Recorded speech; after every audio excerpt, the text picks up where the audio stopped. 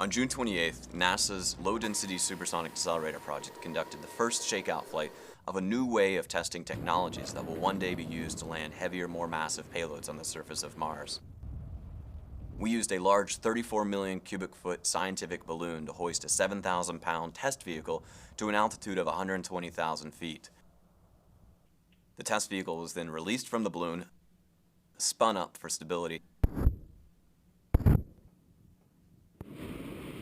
and a large solid rocket motor accelerated to over 4 times the speed of sound and an altitude of 180,000 feet, a condition very similar to the conditions it would see at Mars.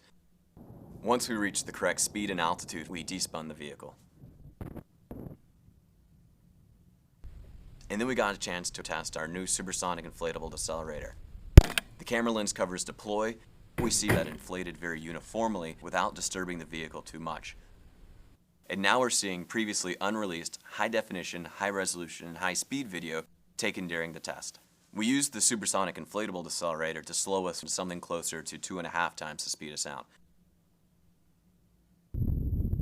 We use a balloon to help deploy the new supersonic parachute. The balloon is shot out the back of the vehicle at over 200 feet per second, and then we cut the balloon free and it begins to pull the parachute off the back of the vehicle. As the parachute begins to inflate, we see one of the surprising aspects of this test, which is the early onset of tears in the parachute. We see where those tears began, how they propagated, and otherwise how the parachute behaved as it began trying to inflate behind this very blunt object moving 2.5 times the speed of sound, punching a hole in the atmosphere and creating an extremely turbulent, chaotic environment for the parachute to exist in. We now have a data set that we will use to prepare for 2 more tests beginning in June of 2015.